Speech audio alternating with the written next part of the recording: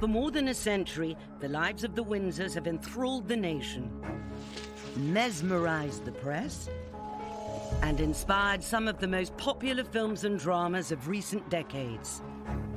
But what's fact and what's fiction? There were rumours that not everything was right in the marriage. He was only on extremely loose terms with monogamy. Was the moment when the palace absolutely lost grip of the narrative.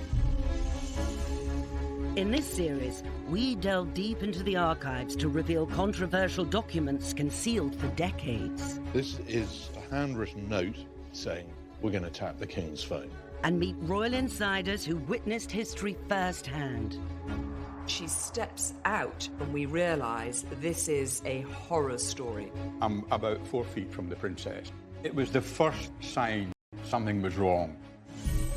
In this episode, we look at the perpetual conflict for the royal family between love and duty. One of the hardest challenges of being royal is marriage. You're not just marrying a person, you're marrying a job.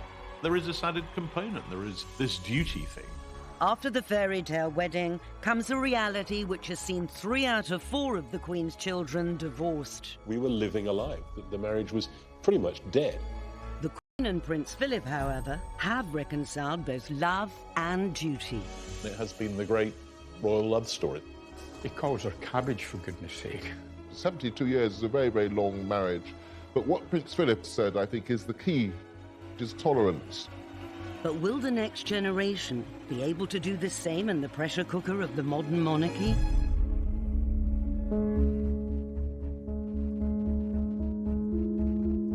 The fact that I fell in love with Meghan so incredibly quickly was a sort of confirmation to me that everything, all the stars were aligned, everything was just perfect. It was this beautiful woman just sort of literally tripped and fell into my life. I fell into her life. Meghan and Harry are an incredibly tactile couple.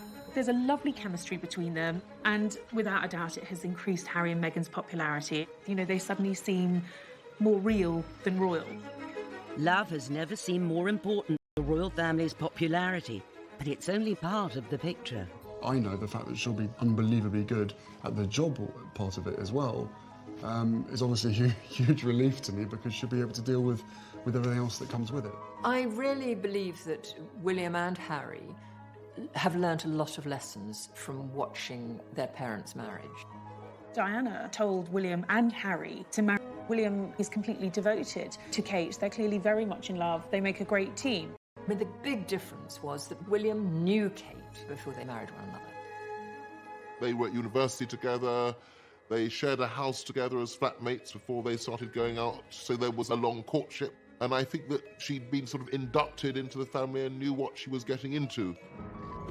Harry's marriage to Meghan was more of a whirlwind affair. Here is Prince Harry. He's married an American, he's married a divorcee, and without a doubt this has been a very fast-moving royal romance. Yes, behind the scenes there were some questions being asked, just to make sure that Harry was sure, because of course, you know, divorce is something that has tainted the House of Windsor.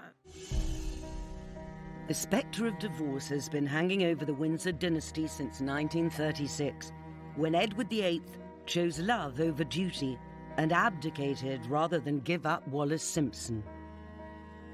The same loyal welcome, the amazing scenes of enthusiasm that mark him as undoubtedly deserving his well-earned title, the most popular man in the world.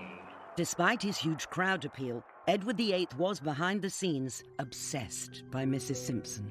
Wallis Simpson was an American adventuress, in the words of Queen Mary. She absolutely captivated, entranced, bewitched him.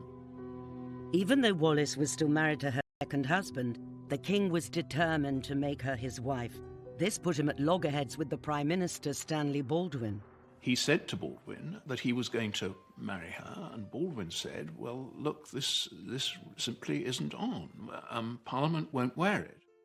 The king responded that he would marry Mrs. Simpson without government approval and, if necessary, abdicate. What Edward VIII did was to say, I have to be with the woman I love, and that takes priority over everything.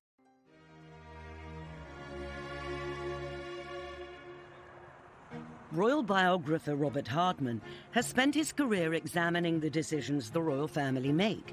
His investigations at the National Archives at Kew have uncovered secrets about the abdication kept under wraps for over 80 years. Everyone from the Prime Minister down was extremely worried about the state of the King's mind, which way he was going to go. This is an extraordinary document from a senior Home Office official to the head of the Post Office saying, we're going to tap the King's phone. You will arrange for the interception of telephone communications between Fort Belvedere, certain addresses in London, and the continent of Europe. This is effectively saying, yes, he is, because we feel it's in the national interest. Mrs. Simpson has all sorts of dubious contacts and friendships, not least with German diplomats. The King was known to have met leading members of the British fascist movement. They want to know it all. And indeed, it was later discovered that it was an MI5 operative hiding in a bush in Green Park, listening to these phone conversations, who actually heard the first conversation where the King Edward VIII told his brother, Duke of York, that he was going to abdicate. The public only knew about it on the 3rd of December, and by the 10th, 11th of December, the King had gone. On the 12th of December, his brother was proclaimed George VI, and Edward left the country. He married Wallis in France in 1937.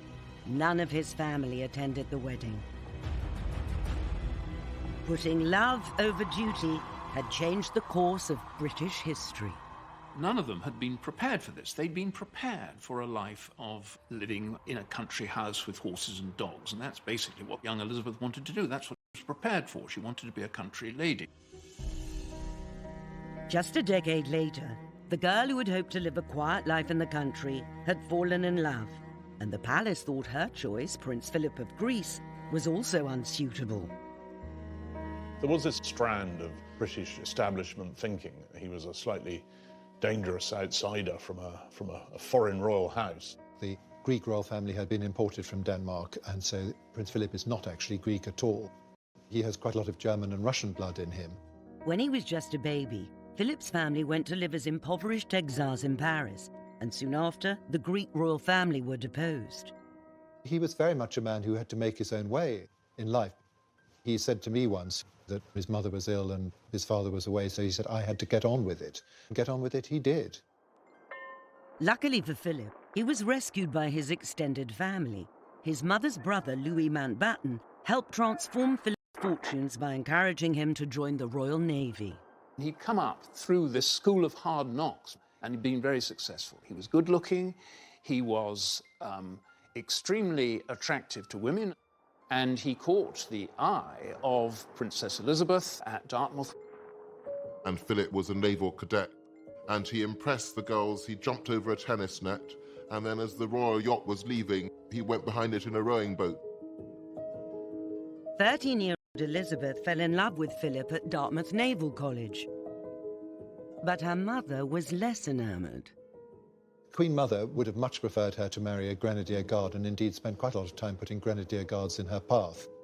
After the Queen Mother saw him as a Hunnish Junker with all sorts of very embarrassing Nazi relations. But the determined princess saw something in the dashing young naval officer and remained resolute. She was still very young, and so the king took them all off to South Africa on the African tour.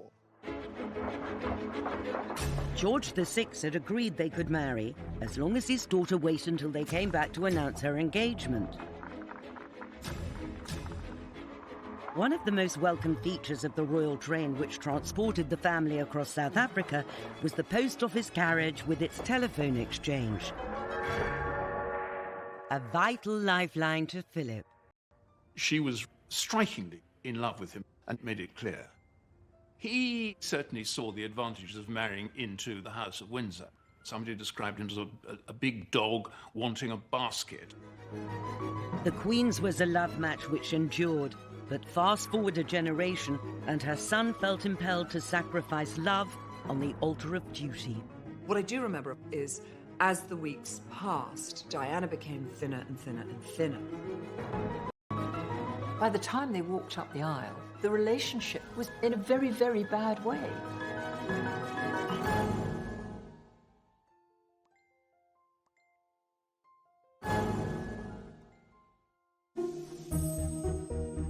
In 1980, Prince Charles was 32, and the pressure was on for him to marry and produce an heir. In a way, it was the last marriage played out by old royal rules, that the Prince of Wales had to find a suitable bride, a young, aristocratic, virgin bride. And of course, Diana Spencer ticked all these boxes. Everybody loved her. She was funny, she was uncomplicated, but the reality was actually rather different. It was the most curious engagement, really. They didn't know one another. Diana was taken out of her lovely flat which she shared with bubbly girls, and she was given a suite of rooms at Buckingham Palace. And the perfect girl Charles thought he was falling in love with was much darker and was much more moody. And by the time they walked up the aisle, the relationship was in a very, very bad way. An interview filmed on the eve of the wedding exposes the state of their relationship. What sort of reactions have you encountered to your marriage? Oh, the most overwhelming and touching reactions as far as we've been concerned. There's your vows. That's the most personal moment. And hardly any sort of eye contact. Is it going to be that for you, even though you know the eyes of the world are watching you at that very important moment? Well, I hope so, yes. I don't know about... People often say, why did Charles not marry Camilla when he had the opportunity? When they first met, when they were young, both were single. But Camilla was in love with Andrew Parker Bowles. Charles, I think, fell very much in love with her. But actually, he didn't ask her to marry him. But I don't know that she would have accepted if he had done. Charles always said that when he married, he would marry with his head and not his heart. And that, I think, was a hangover from the lesson learnt from Edward's abdication. It could not be a passion that swept him away. I suspect they quite quickly found that they weren't ideally suited to each other, but unfortunately the world had fallen in love with her.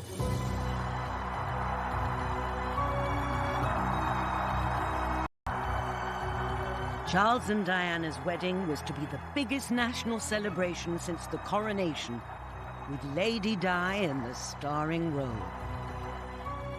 Everything was huge about it. St. Paul's, because it could take this enormous crowd. A wedding dress that practically covered the steps. Was the sort of surrogate love affair for the nation. It seemed to be a completely romantic wedding. Of course, we didn't know what was going on behind the scenes.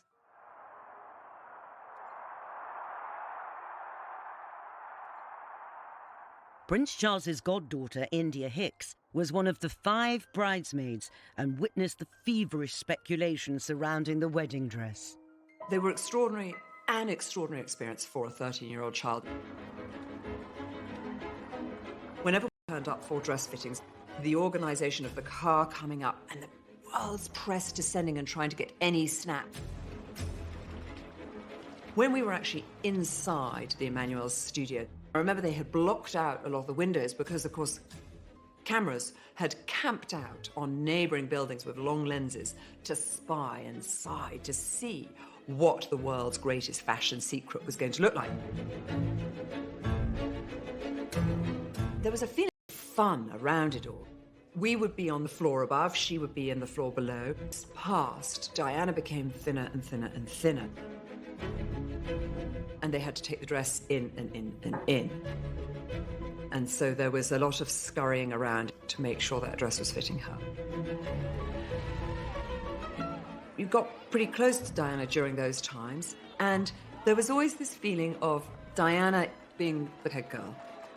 And we were in awe of her. And looking back, you think, my God, she was 19. She was just a child herself. But as a 13-year-old, I was quite impressed by her. During the dress fittings, this beautiful silk taffeta felt very princessy and very fairy tale-ish. Of course, what no one had tested or anticipated was cramming that amount of fabric in a very small carriage. Her father, herself, her dress and the 25-foot train trot gloriously down the Mall as the world watches. The carriage draws up and the trumpeters are trumpeting the horses, and the atmosphere was sensational and the crowds are going crazy. And the carriage door is opened by the footman and she steps out, and of course the train then begins to unfold itself and we realise this is a horror story. It is just 25 feet of crumpled mess.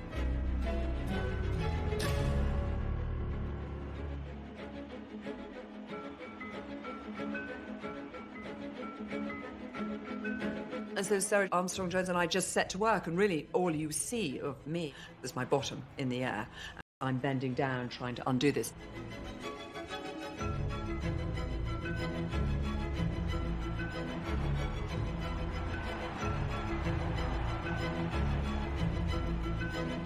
There was a great ball afterwards at Buckingham Palace, and I was so excited. That was going to be my first ball. And after Charles and Diana's wedding, we went home, and I lay down for a moment, just a moment. And I woke up to discover my whole family had gone to the ball, and I had been left alone in the house. I was livid. I was so cross. Why had they not woken me? And my mother thought, oh, she's so tired, we'll leave her behind. I thought, bloody hell, I've missed the ball.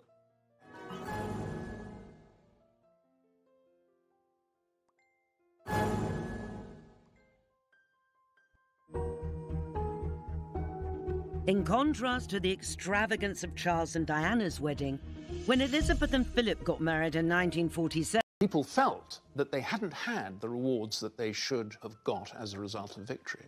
And all of a sudden, this great event took place, the marriage of the future Queen of England.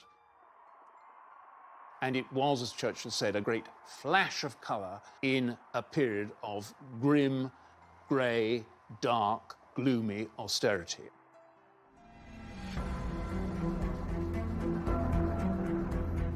People are standing in queues, rationing. People really have not enough to eat.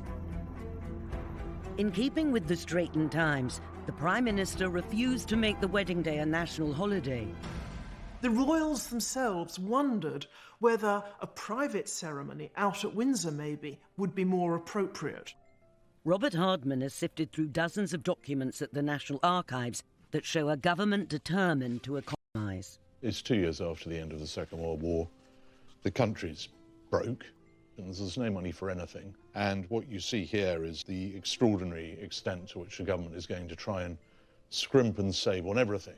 This is October, 1 month to go, and the Palace are finally approving a press stand, £275. 6-foot red carpet from the west door to the Sacrarium steps.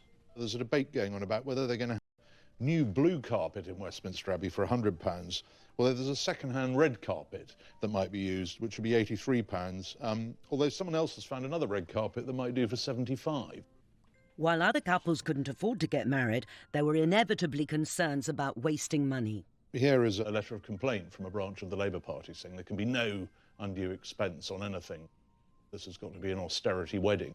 Intolerable for any substantial quantity of labour or materials to be diverted. Justified indignation.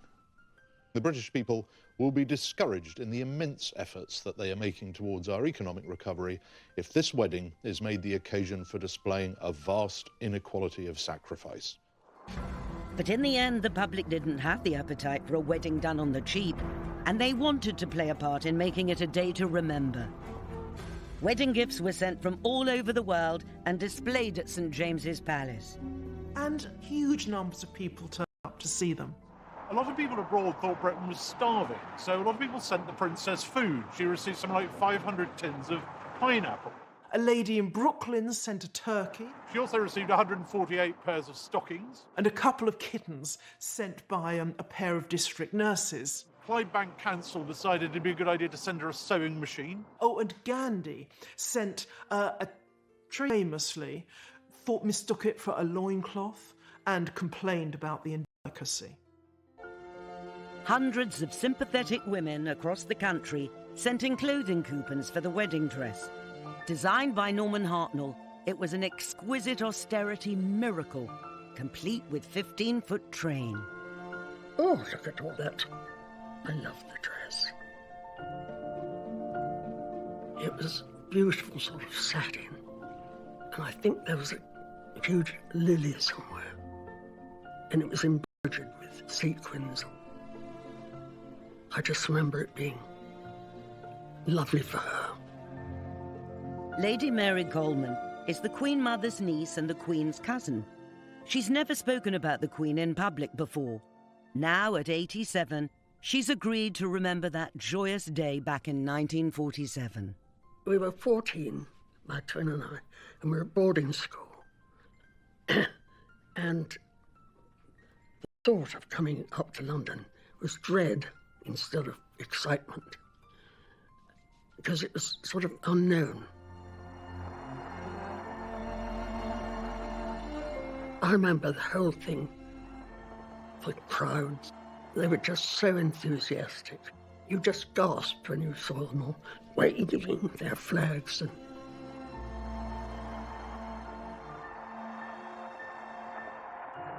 you know, after the war, it was sort of such a break to have some happiness. The ceremony was very touching. The Archbishop said that in many ways this was just like the wedding of an ordinary couple in all the Yorkshire Dales. She looked as if she could almost see heaven. She was really happy. It was wonderful. And he looked happy too. So that's good.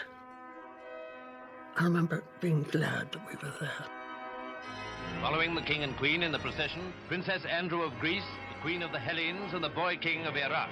The people who couldn't come to the wedding, rather tellingly, were Prince Philip's sisters, because all of his surviving sisters had been married to German nobility who played an active part in the Nazi cause, so they couldn't possibly make an appearance. It was that close to the war.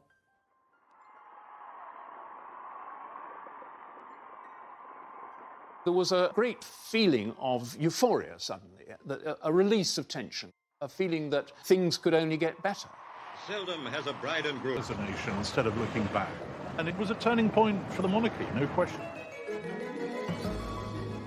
But in just a few years, Princess Margaret's love for a married man would threaten to undermine the bright new era for the royal family. People were very shocked. They felt he'd taken advantage. The Queen's private secretary said to Townsend, "You must be either mad or bad."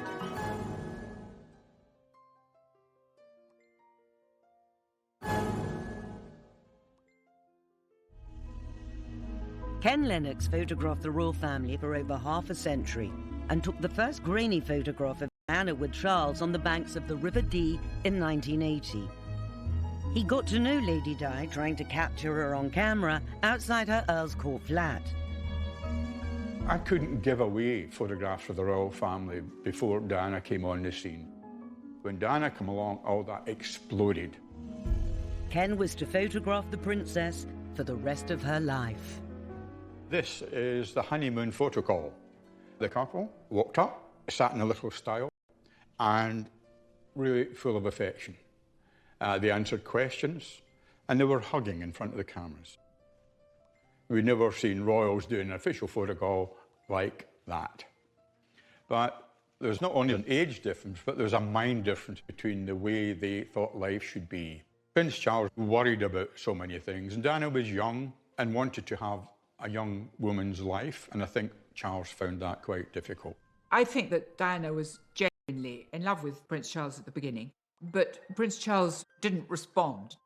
I think they were incompatible characters, was the basic problem. Ken was part of the Royal Press Pack for their first overseas tour of Australia and New Zealand in 1983. Before Diana got on the scene, it was Prince Charles was the most photographable royal. He was action man, and there was choruses of girls crying out for him. I felt sorry for Charles now, because no one wanted to see him. This time, Charles would work one side of the street and Diana the other, and Charles, they would just say to him, "Sir, can you get your wife to come over here?"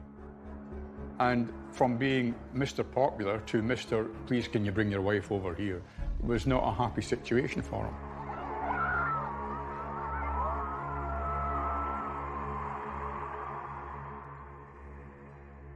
I'm about 4 feet from the princess, and I'm trying to get a bit of the opera house in the background and some of the crowd. And Diana burst into tears and wept for a couple of minutes. After it was over, I went to see the press officer for the Prince and Princess on. So I just accepted that. Charles, I don't think's noticed at that stage, you know. If he has, typical of Prince Charles to look the other way. But it was the first sign of something was wrong. And we then began to see other things happening later on. You could tell by the mid-80s that things were not particularly good. It wasn't hostility, but it was just the sense that everything wasn't right. The idea that there could be actually anything seriously wrong with the marriage was unthinkable. It had to work, and it was our job to make it work, or at least appear to work. Patrick Jeffson was equerry and private secretary to the Princess of Wales for 8 years, with responsibility for her household, and he witnessed the problems that were not yet apparent to the public. As professional royal performers, they were unbeatable. But behind the scenes, it was quite different. They didn't talk to each other. There was the minimum of eye contact. They were short-tempered with each other. Diana, of course, being who she was, enjoyed upstaging her husband. And if she was laughing more, smiling more, it wasn't just because she was happy and smiley, it was also because she knew that it got on his nerves. I remember on one particular occasion in Seville, he was looking one way and she was looking the other way, and he could have driven a double-decker bus between the two of them. Such was the hostility. We went to Glasgow for the Glasgow Garden Festival. Charles and Diana were seen happily together among the crowds, but they had actually arrived quite separately in different aeroplanes. We were living a lie. We were covering up for the fact that the marriage was dead. The pièce de résistance in terms of the ending of the marriage was South Korea. They looked like Mr. and Mrs. Glum. They looked like two people, A, who didn't want to be in each other's company, and B, who didn't particularly want to be in South Korea. It says just how bad it had got that divorce, even Queen Elizabeth, looked like the solution, not the problem. The Queen intervening to say enough is enough, the time has come to divorce, was really giving closure to something that was going to happen at some point in the near future. The idea of the Queen ordering her son to divorce would have been unthinkable in a previous era. In the early 1950s, the possibility that her sister might wed a married palace equerry with children led to a crisis that ended with the princess giving up the man she loved. I remember Peter Townsend was very good looking. He was a war hero. The king adored him. He was very romantic because every evening they all went riding off into the sunset.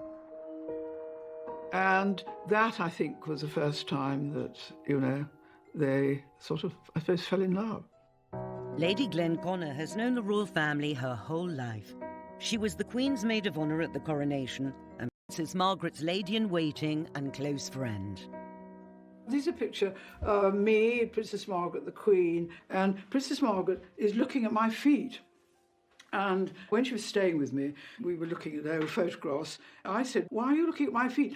And she said, "Well, because you had silver shoes. I had brown ones. I was so jealous of your silver shoes." Anyway, Princess Margaret and I did have great fun. And in those days, we had this nursery footman, and we were always hiding behind doors to get boo, you know, when he came along with his tray. And I can remember the Queen saying, "Margaret Anne, what are you doing?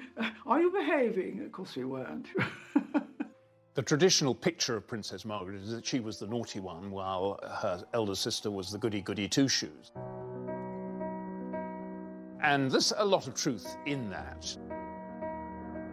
Her father absolutely adored her. He couldn't believe he'd created this beautiful creature. I mean, he always used to say, "Lilibet is my pride and Margaret is my joy." It's difficult to think back as to the extraordinary glamour and good looks. She was a pocket Venus. She was absolutely the Princess Di of her age. Margaret had the world at her feet, but it came crumbling down when her father died and her sister became queen. I remember at the coronation, we arrived back at Buckingham Palace, and the Queen skipped along the passage and with us, and then behind her came the Duke of Edinburgh and the Queen Mother, and then behind that, Princess Margaret, looking so sad. And I remember saying, "Ma'am, you look so sad." And she said, "Of course I do." She said, "I lost my beloved father and my sister because she was queen. She'd moved into Buckingham Palace." And she said, "I've got to go and live at Clarence House with my mother." Princess Margaret had turned to Peter Townsend in her distress. When he divorced his wife, she told the Queen she wished to marry this man 16 years her senior. In those days, being divorced was a really big, no-no. And people were very shocked. They felt he'd taken advantage. Princess Margaret was so much younger than him. And of course, Peter Townsend was staff. When the Queen's private secretary, Tommy Lascelles, heard about this, he said to Townsend, "You must be either mad or bad. You're intruding in this way into..." Less than 20 years after the abdication, the very mention of the word divorce in palace, government and church circles caused grave concern. Townsend was sent to Brussels and the Queen asked Margaret to wait a year. And so the traditional story begins to unfold of an unhappy princess thwarted in love by the establishment. But documents released by the National Archives rewrite that history. What we see here is that actually by 1955, Anthony Eden, himself a divorcee, and his government have decided that actually she can marry. In fact, they're going to give her some more money. The Civil List Act provided that she should receive on her marriage a further sum of £9,000 a year in addition to the £6,000 a year which she has already. This is the government's plan in the event that Princess Margaret and Group Captain Townsend are going to get married, and she would have been aware of this. Ministers understand that it is Princess Margaret's wish, despite her renunciation of her right to the succession, she should continue to live in the United Kingdom and to carry out her public duties as a member of the royal family. So what they're saying is, we're happy with her carrying on being royal, we're happy with her staying in the country, we're happy with this marriage. The one thing that will have to change is that she herself cannot be queen, and nor can her children. Life would really not have changed very dramatically at all for Princess Margaret. But what we do know from other correspondence in this file, including a remarkable letter from the princess herself, is that it wasn't a sort of crazy love affair by this stage. This is the princess writing to the Prime Minister. It's a very honest letter. It's really rather touching. She's saying, "I'm not going to see him during this time, but in October I shall be returning to London, and he will then be taking his annual leave. And only really then can I make up my mind." She says here, "It's only by seeing him in this way that I feel I can properly decide whether I can marry him or not." I think inevitably here's a young woman who was initially head over heels in love with this man, but possibly after all this time now, having had all these people poring over her relationship, maybe it's started to rub off. Maybe she's started to think, you know what, I'll think again. Within a couple of months, the couple would have made up their mind, and the princess issued her famous statement, say, mindful of the teachings of the church. She's not going to go ahead with it. It doesn't happen. Some people's absence makes the heart grow fonder, but I think it does make you think exactly what you're going to give up. I think enjoying the wait, she started to enjoy herself again, her friends rallied round.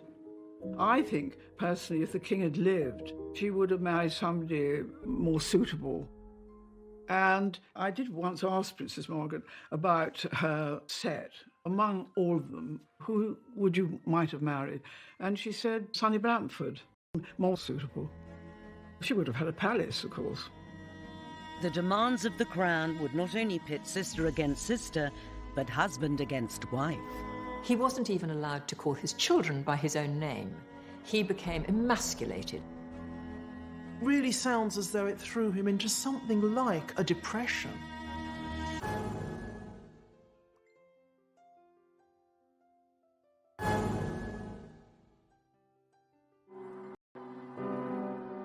When George VI died, aged just 56, in 1952, it sent shockwaves through the entire family. Not only did Princess Elizabeth take on the heavy responsibility of the crown, but her husband had to give up the career he loved.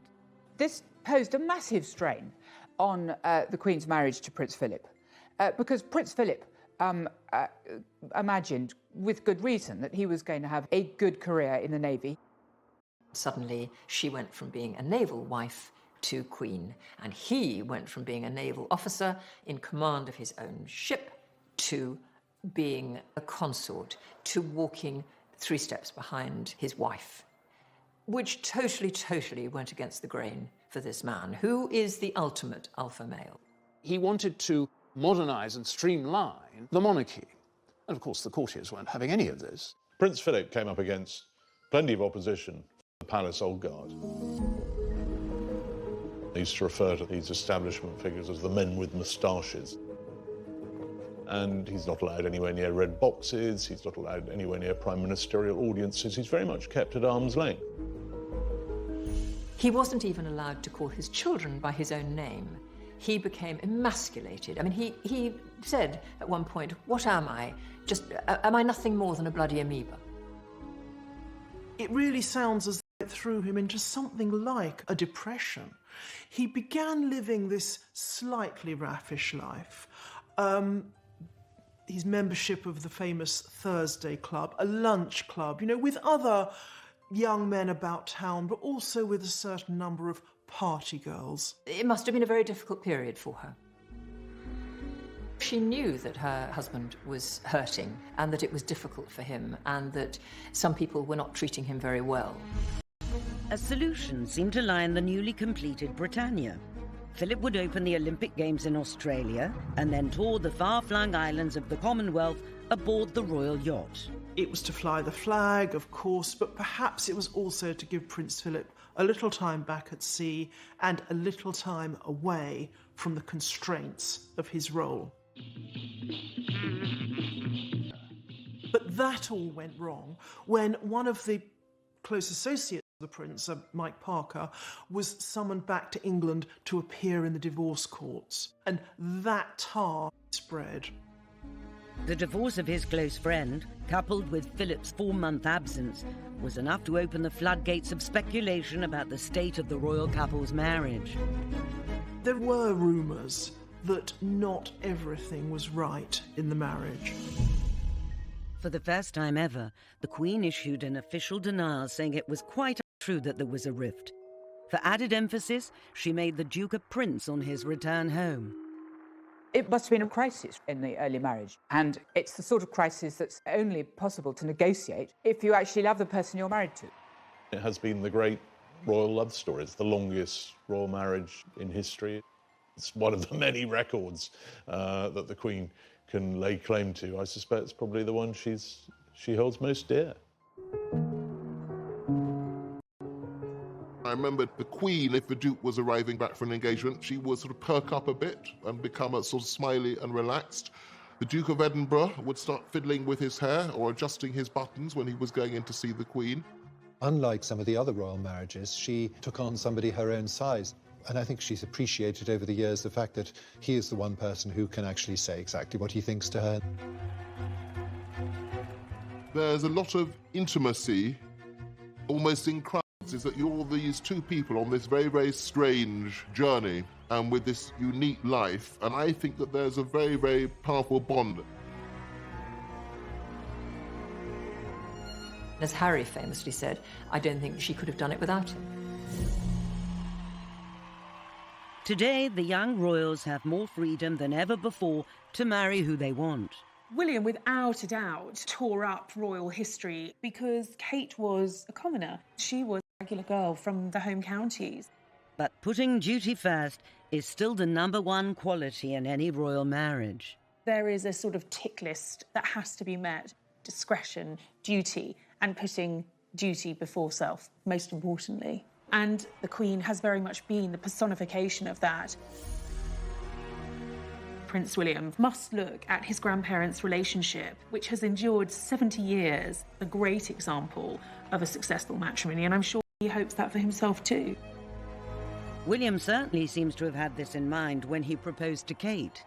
I do think that William always has one eye to the fact that he is going to be king, so whomever he married is going to be queen. I think it helped that Catherine was a personality who is quite publicly put wrong, does she? Prince William lives next door to me up here. I see them shopping. Duchess of Cambridge has done a really good job. She hasn't put herself forward, which was what happened with the Princess of Wales. And she's a glorious looking and sweet and perfect, but she lets Prince William take the lead, and I think that is what the Duchess of Sussex may have to learn, that, that's what we want in the royal family. Kate had the benefit of 10 years knowing William to size up the demands of royal life before they married. For Meghan, it was different. Meghan has had a normal life, if an acting Hollywood career can be called a normal life. I think they're massively in love, and I think together they are a very powerful couple. I think they both realise that they have this public position. It's global. And I've been told by aides that they want to change the world.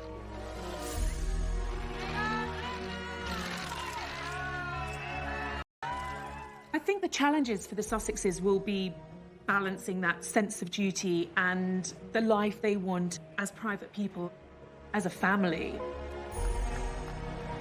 Like the Queen, both William and Harry have chosen partners who are their equals.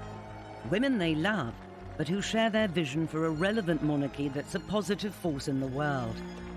But the challenge remains. Will they be able to live with the conflicting demands of love and duty? Only time will tell. Next time, another difficult marriage between the royal family and the press. Stay there! Stay there! Meghan felt from an early stage that the British press was out to get her. Suddenly she thought, this is a lie. She had no sense of self-preservation, let alone decorum. They said they'd pictures, and I agreed to pay close to £1 million.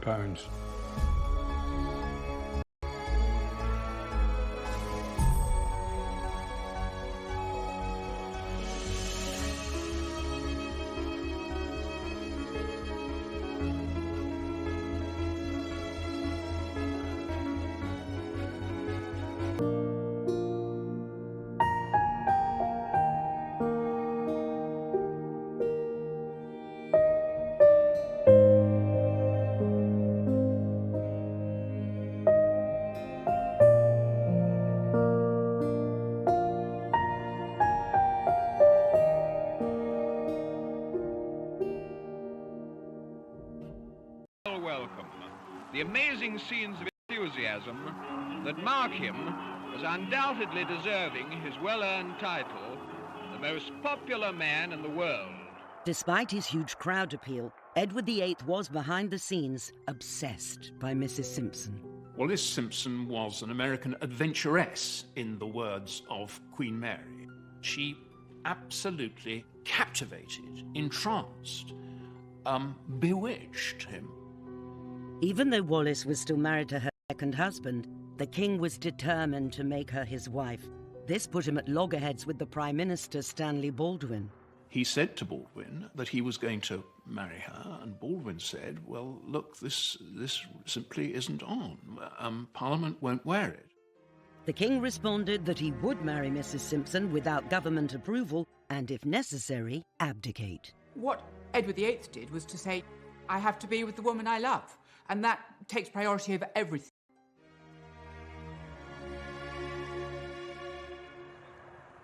Royal biographer Robert Hardman